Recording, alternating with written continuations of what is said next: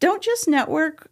Like if you're a business owner and you're in an IA or something like that, yes, network like that and talk about that you're hiring, because good people know good people.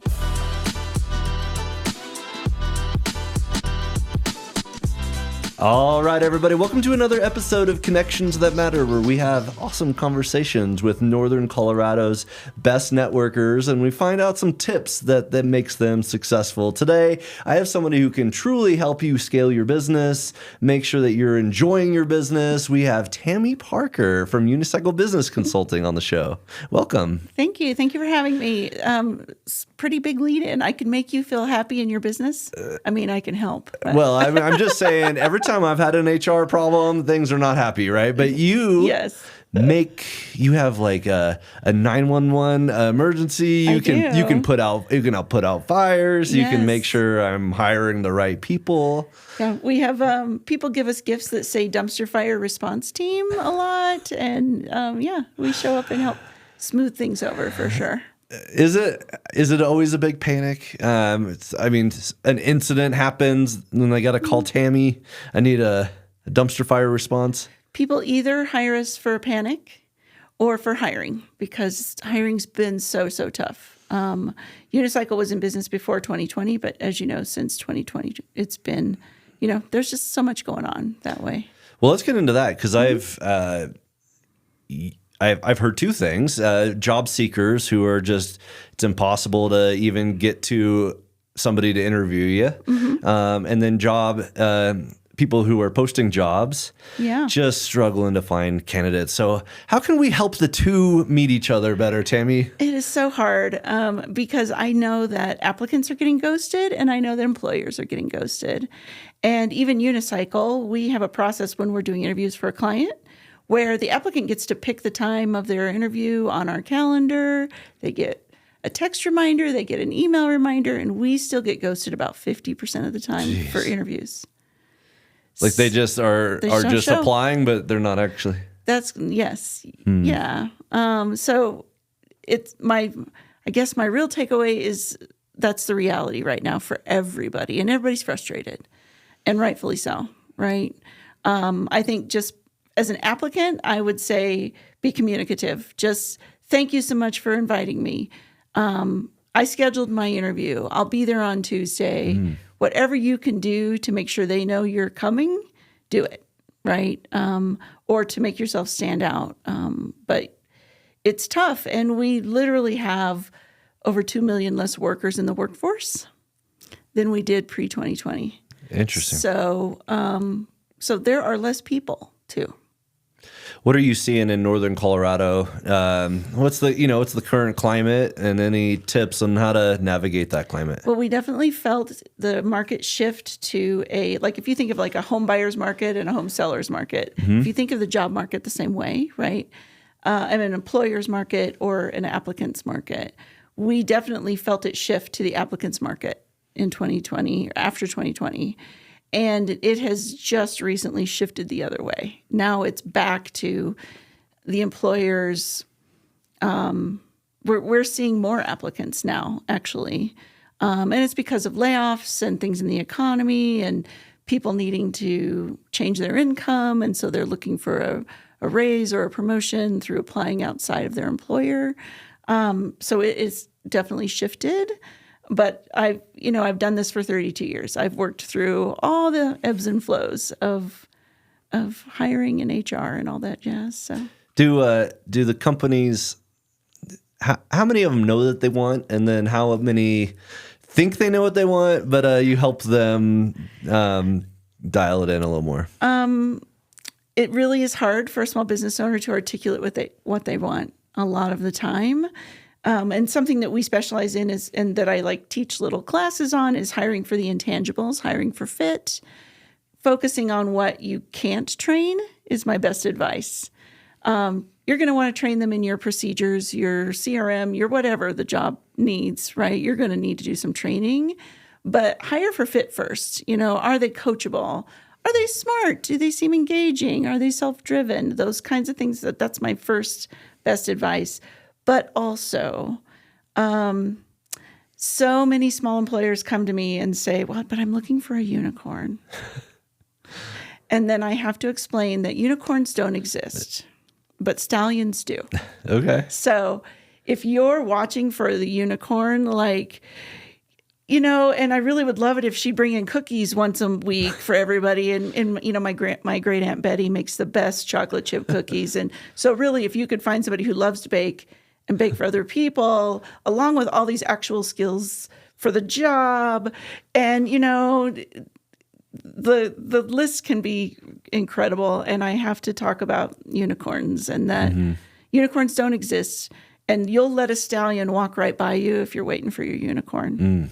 So, what are some ways that you can find your stallion? Is it writing a really good job description? Is it your website that's your careers page and highlighting company values?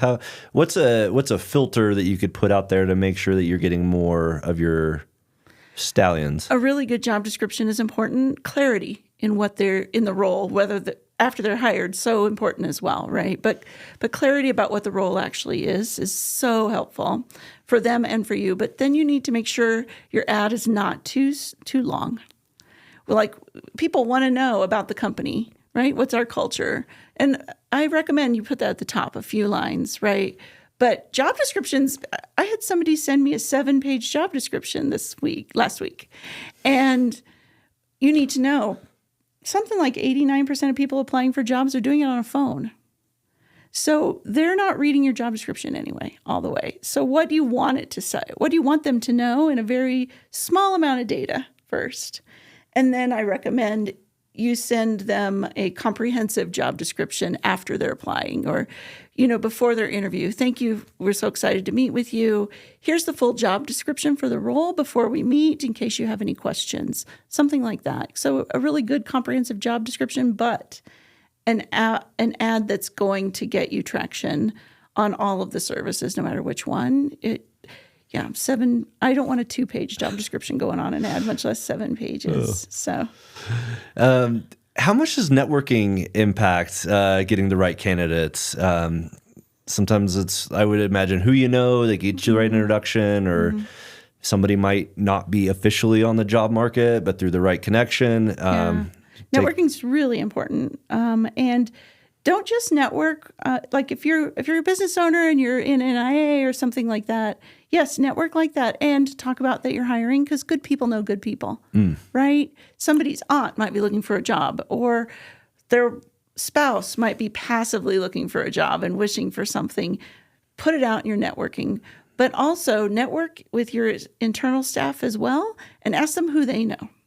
Because again, good people know good people. And if you have a referral from internal, somebody on your team brings in their cousin or their brother-in-law and you hire them, don't just hire them for that reason, but you choose to add that person to your team, you have 2 people more invested in them being successful under your roof, right? Whoever brought them in is going to talk to them about the culture and the people and how to handle things. But they're going to basically help you set that person up for success because their career name or there's a little more teeth in the game for another person on the team. It's really great to hire people know. And then your role, you come in, a lot of people don't hire because it's too much of a gauntlet to go. And so they'll their business will just stay whatever size it is, but not scale. Like grow is kind of scary, Tami. I mean, it's like, very scary. Hey, I understand and I'm comfortable. Like I do the things the way that I do them. But as you're growing or hiring, maybe a sense of less losing control of that. Absolutely. How would you advise a business owner who wants to grow, but is maybe fearful of the first couple of steps? First, I would have them, most people when they're ready to grow, they think they need to hire the top role in the business that does the money driving thing. And that may not be what they need today. So if you're a solopreneur and you're going to hire your first employee or you're going to hire your second or third, often you think, this is how I make my money. I need somebody who does this. But that may not be what you need to grow next. So think about your own time and what your time is worth financially to the business. And then make a list of all the tasks that you do and think, do I want to spend that much money to have that task done? So let's say a business owner can, on average, drive $300 an hour into their business when they make a sale or something, right? If they do their own business development. Do you want to spend $300 an hour to have the Christmas cards addressed? Because that doesn't seem like a terribly responsible decision. So often I end up helping people decide what they need. And it's often, if it's your second or third employee, somebody to do administrative things. Well, that's a very different price tag. Sure. Right? And I had a CPA come to me like that, thinking she needed a CPA. She did not need another CPA. She needed to quit paying CPAs to do administrative tasks and take stuff off of their plate so that they were only doing billable work. And that eased the pain, the financial concern, right? Of what do we need? Often one of the first things you need is support staff. Now, they're not going to drive any revenue, but every task that you're paying higher dollar to get completed, is it really worth $50 an hour or $30 an hour? No, probably not. Right? Yeah. I think that's a good point because hiring a staff member seems like such a big step, but maybe it's just a software or maybe it's a virtual assistant, maybe it's a contractor or a W-2 employee. How do you know what's the right step? Well, you have to look at the total cost. Everybody thinks employee first or contractor first, right? So you need to think of the total cost of actually employing somebody. And depending on your size, as you grow in employee numbers, there's more costs attributed to, like if you have over 10 employees, this kicks in. If you have over 5, you have to offer a retirement plan. There's all these little things, right, that go into it. But if you're curious and you think you're going to hire somebody, say, for $50,000 a year, you need to plan to spend 30% more than that $50,000 to be an employer. And that's the bottom percentage number to plan ahead for. So, getting really true about the numbers and then getting really true about the needs can help us find the right solution for any small business, really. I have clients that have both W-2 employees and virtual assistants. I happen to support a law firm in Phoenix that their support staff is all outsourced out of country. And they've made it work, and they have a fully remote environment, and they even their attorneys are fully remote. They do have an office building, but they're an example when people talk to me about VAs and things. I can point to a business that's really made it work. Their paralegals are VAs as well. Would you say that's the exception, not the norm, though? I would. Okay. Yeah, it's not easy, right? And this is a large firm. They have 5 locations in Phoenix. So this is not a small staff. What do you see as the breakdowns if they don't do it the right way? Like what people just hire, thinking it's going to fix everything, and it doesn't?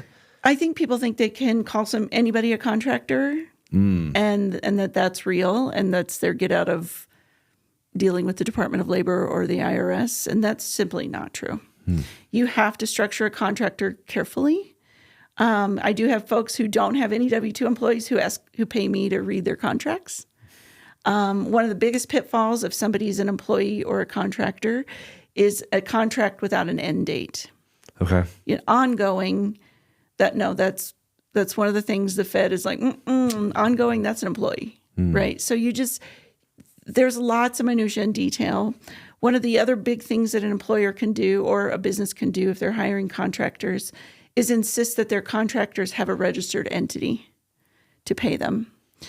So you're not just writing a check to Tami Parker. You're writing a check to Unicycle Business Consulting, for example, right? That's one of the things that makes them a true contractor. I have another client that requires insurance, proof of insurance from their contractors as well. Okay. So some things that you could prove to the government, I hired an entity, not a person, are some of the big issues. But there's more, I'm afraid to say. But. Well, I think that's something I was given in business. Like, there's things that you know that you don't know. Yes. And then there's the things that you don't know that you don't know. And you could be part. like walking into a cliff or a trap, and you don't even know it's a cliff or a trap. Precisely. Which is, I'm sure, why you're in such high demand. That's why I have a business, yeah. Well, let's talk about networking, because in addition to advising businesses on how they grow, you're trying to grow your own business. I am. And I guess tell me about your networking environments where you found some success and what you've done. What are some tips that you use? Well, I've tried a bunch of different rooms, to be sure. And honestly, it was easier to find the rooms I didn't want to be in than the ones I wanted to be in. But I just gravitate, towards the rooms where people are more authentic. It's not everybody's not super dressed up and they're not throwing their business cards out at literally everybody who walks past them. I really am not interested in collecting business cards for a living. And that's part of the reason I joined NIA is after I visited, it felt authentic. It was real people talking about real business, not people showing up to talk about business theory or, putting on the shoulds and being the person that has all the shoulds together. That's just not real. So that's not where I want to be. I want to be in rooms with real people doing the real work. How do you, I think probably hiring, like, I need to hire, people are struggling to get the right candidate. That's an easy in. But they're HR dumpster fires. Yeah. People aren't posting that on social media, right? No. So are they Googling you? Are they? A few people are Googling me, and I'm really proud. There are a few other HR firms in Northern Colorado, and I'm the only one with Google reviews, I'm told over and over again. And I have like 29 or 30 or so. So I'm proud of those. Really cool. So if somebody's having a situation, yes, there's a dumpster fire actively raging, the plumber would tell you, please shut the water off. What would you tell somebody who is maybe in an active HR situation? So first of all, there's not a lot of HR situations that are emergencies that have to be solved within that hour. Yeah. Nobody's bleeding. If somebody's bleeding, it's workers' comp. Let's get them safe, someplace safe, right? Many times you can take a breath and wait until tomorrow morning and sleep on it, think about it, get some help. Just thumb that email out. No, don't do that.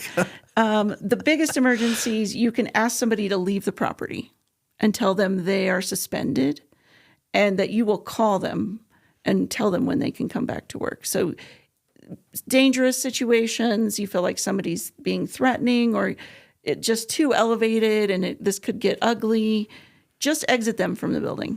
Just say, you know what, I'm going to pause. And then you can call me or somebody else. I don't trust ChatGPT, please, or Google. There's too many intricacies in the law and per state, per city, all that. But there's not a lot that we can't go, let's just take a breath about in HR, right?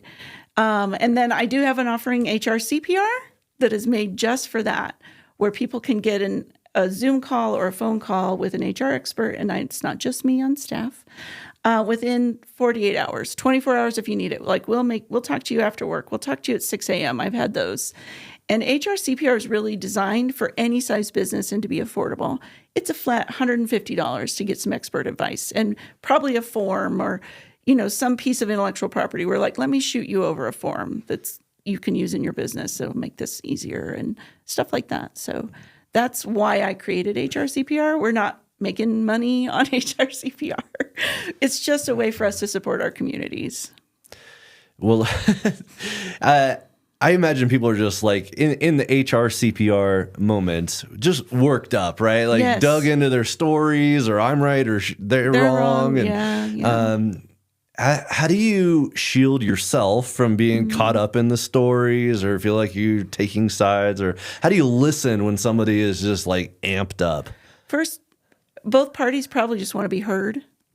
So I can listen. Also, I've only been doing it for 32 years.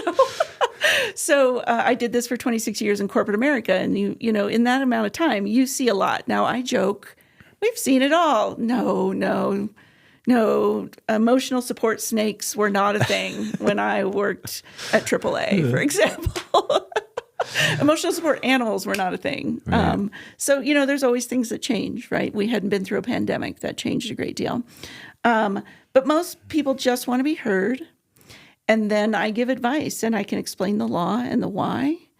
And then I give people choices. So one of my core values is I don't make decisions for my clients. I live with their decisions, and sometimes I don't love them, but it is not my place to make a decision in a business. It is my place to explain the law and the why and how these things play out. Well, it's one thing to know the law, but then there's still evidence, right? So let's talk about documentation. Yes. So that protects everybody when there's great documentation. So if you're an employee with things you should document, if you're an employer, what are some things you should document? Yeah. Well, first of all, if you didn't document it, didn't happen. Okay. And if you end up in front of a judge, okay? There's no he said, she said in front of a judge. So you're going to want to document everything. And employees as well, they should be. And don't be afraid of documentation. Some employers are like, oh, I don't know. I don't know about having a note taker in the meeting. I have a note taker in every meeting I'm in because I want a transcript. I'm not afraid of what we're going to say. And employers that don't have HR backgrounds, what if I say the wrong thing? Well, stay away from, being a racist. Right. But if you don't do that and you're just trying to find a solution and a workable solution, you're probably fine. So don't be afraid of documentation. It really does help. Even if you messed up on something, it can show intent and that you were trying to work in good faith and that you were trying to do your best to accommodate whatever is happening. But also be clear. I think entrepreneurs can be conflict averse out of fear of saying something wrong, Sure. right? Employers. Avoiding conflict usually creates more. Not being clear usually creates more conflict. So sometimes we don't want to say, if you no longer do this, I will fire you, right? Like you're giving somebody a final written or a coaching on even the simple things like attendance or whatever. People are like, I don't want to be too clear on that because I don't want to imply they can't ever be sick again. No, right. That's not what we're implying. But we need you to do these things in this way, or, and this is how I say it, you will choose to no longer work here. Because if you do your HR processes properly, at the end of the day, if that employee leaves, it's their choice, not ours. And that makes it so much easier to sleep at night. Yeah. Right? Having a choice was powerful. Both ends. Both ends. Everybody has choices. But as the employer, we're saying, if you do this, I will do this. Mm-hmm. And, right. and you have to do it. You should. Because then your word means nothing if you don't. But yeah. But say the thing. Say it. Say you will no longer work here. Right. And people don't want to. So what have you found, Tami, has been your best referral partners or the people and networks that have synergized with your business the best? Primarily, anybody who deals with other businesses' finances, financial firms, bookkeeping firms, payroll companies, because they all get HR questions and they don't know the answer, or they know they shouldn't legally give too much advice there. Talk to Tami is the biggest takeaway. Yes. But they get questions that they don't feel comfortable answering. Yeah. And so I have a couple strategic partners that I have offered their entire staff a free answer from me for as much as they need it. One of their customers for a bookkeeping firm has this question. It's around PTO and stuff. So they think they're going to ask payroll. Oh, sure. And the bookkeeper's like, oh, this is not my thing. They can just say, let me forward it to our HR lady and ask her. And they get a free advice. I'm not going to ask for an appointment. I'm not going to hit the client up for anything. It just lets more businesses know I exist. And hopefully I was helpful today. So that's how I approach those things. So where do you find those? Where are the right rooms where those people exist? You tell me, hey, there's rooms where I don't necessarily need to spend the time there. Right. But is it a room or is it specific relationships that you're building in one-off situations? I do both. I like a room that's not too structured. But there's a little structured, right? I don't enjoy just a room of networkers because that's where people throw their business card in my face and walk away. And cool, how about we recycle that? And then you're on their CRM and you're getting their email. Yeah, precisely. I want to do both. I want to network well. As you know, part of the reason I joined Networking in Action is I needed to get more active that way, right? Mm-hmm. My referrals, my business has been in place for 8 years straight from client referrals. And they're lovely. Love my clients. When I say, hey, I haven't had a new Google review in a quarter. Can somebody throw out a Google review for me? They go, yeah. And boom, I get like 3 more Google reviews, and that's great. So them explaining what I do is very helpful. And then these strategic partners is very helpful. But also, I have to lean into the secret sauce. I'm the secret sauce. Yep. Right? I have to be out there in the community and showing up as myself and being frank and saying the thing in a networking meeting when we're like sharing about our business, just being open and being like, hey, that's the reality of doing business. Shows that I'm approachable, that I'm not going to BS somebody, that when you talk to me, you're not talking to a corporate stuffed HR lady, even though I was for a very long time. You got to get yourself out there to say, this is how I do business, right? And in my work, I'm the safe space for the business owner and the employee to talk. What about LinkedIn? I am not a fan. I know people love it or hate it. Yes, and I still pay my social media person to put my posts on LinkedIn. It has not been a huge successful place for recruiting or for networking for me. Interesting. Because I think a lot of job seekers or people are spending a lot of time on LinkedIn. Agreed. And I think they have an excellent marketing department because they have this reputation, right? And I'm not saying there's no value there. But I have had employers who just insist, I want my jobs on LinkedIn only. Okay, well, here's my advice. Here's where I have better track records. And it doesn't matter the role. I've had VP of finance roles. I've had directors of a nonprofit go up. And so I have tried LinkedIn for higher level positions and honestly had no better luck. Interesting. In them.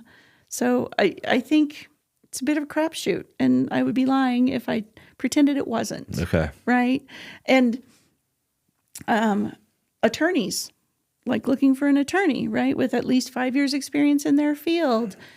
We put it on LinkedIn, and I mostly get applicants from outside of the country wanting visas to come here. Interesting. Basically. And by the way, we can't afford to do that. It takes 6 months to get that taken care of. Do you have time to fill your position? Right. And it can cost the business thousands of dollars too. Wow. So. Wow. Well, Tami, I think people are watching this and they're internally thinking, oh crap, there is now more that I didn't know that I didn't know. So now sorry. It's stuff that I know that I don't know. But luckily, they know that you are a thing in Northern Colorado and they can get in contact with you. So what's the best way for someone to either do a CPR session or maybe a less than CPR, just a one-to-one or a consultation? Yeah. And most of the socials, I'm unicycle.consult. So that's easy to find me. If you Google Unicycle, you'll get things about unicycling and the local unicycle mountain biking club and me. That's what you'll get. But www.unicycle.consulting is my website. There's no .com or .net. And then hrcpr.net is the HRCPR site. On both of them, you can send me an email. You can book an HRCPR. On the Unicycle Consulting website, you can book a free discovery call with me and get free advice. My discovery calls are not sales pitches. They're let's talk about you, what your needs are. I'm going to help you and give you free advice because you don't know how good that feels till you feel it. I'm like, I don't want to compare myself to a drug pusher, but the first one's free. And then, and then we'll talk about your needs and, I can send people emails just showing what my price structure looks like, different levels. But we really are designed to support every business I've had people hire me for their first employee. And I have people hire me who have, 85 employees. So. Well, awesome. As somebody's trying to grow their business, whether it's, hey, I want to network with a HR professional or want to take the scary leap and start to hire and scale, it's good to have an expert in the field. And Tami, really appreciate your knowledge, what you shared today, and look forward to networking with you around Northern Colorado. Yep, you'll see me around. Hey all, thanks for watching. I love networking and building relationships with other Northern Colorado business leaders. So if you want to come meet some of these podcast guests, meet me, or meet some other amazing entrepreneurs in Northern Colorado, I would love to have you attend one of our next events. Go in the podcast description. There's a ways that you can see our upcoming schedule, and maybe you could be a future podcast guest as well. Thanks.